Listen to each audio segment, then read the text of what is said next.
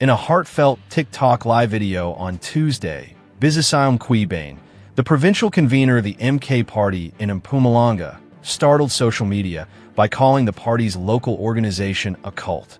Allegations of emotional abuse, manipulation, and isolation by the province's MK party leadership were documented in the viral film, which captured her unfiltered emotions.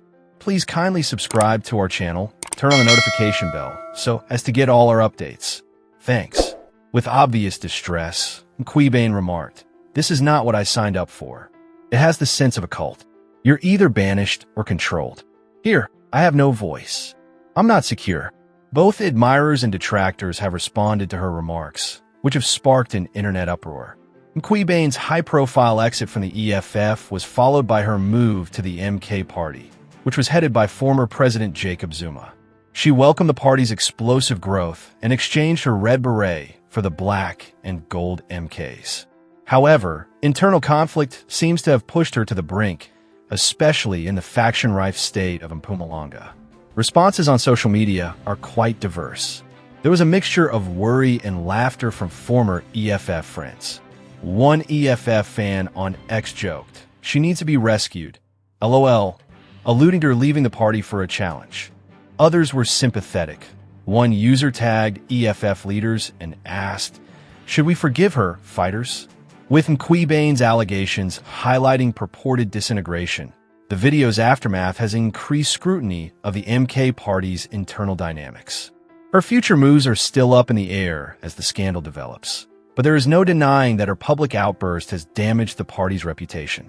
Mkhwebane's future in the MK party is in jeopardy as a result of the episode, which calls into question loyalty, control, and the price of dissent in South Africa's unstable political environment. President Cyril Ramaphosa has once again defended his choice to appoint a large number of deputy ministers in what many have called an excessively bloated government structure in response to mounting criticism over the size of his executive.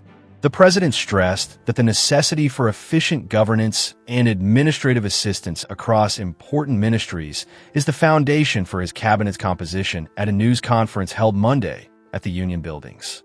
Ramaphosa maintained that because of the complexity of South Africa's problems, the government must be able to respond quickly and cooperatively, particularly as the nation works to overcome long-standing problems with service delivery and economic stagnation. "I recognize that many South Africans have concerns, especially regarding cost," Ramaphosa said.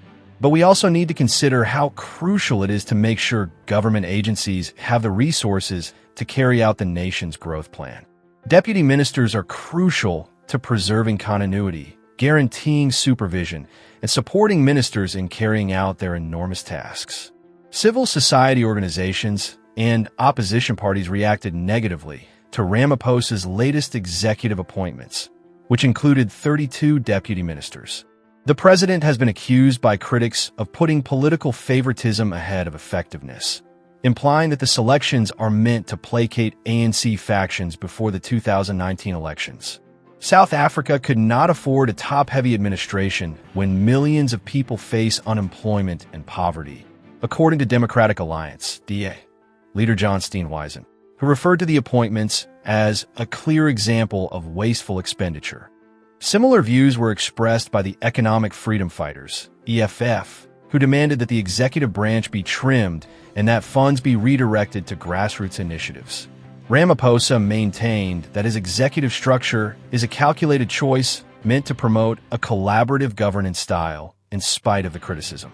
He pointed out that deputy ministers often oversee important portfolios, speak on behalf of ministries in parliament, and make sure that provincial and national activities are coordinated. "Our objective is to enhance service delivery and restore public trust, not to inflate government," Ramaphosa said in closing. "We will keep reviewing and assessing this executive's performance in serving the South African people." Political observers believe that the size of the executive will continue to be a controversial topic as public discourse heats up, particularly as the country enters a crucial election time.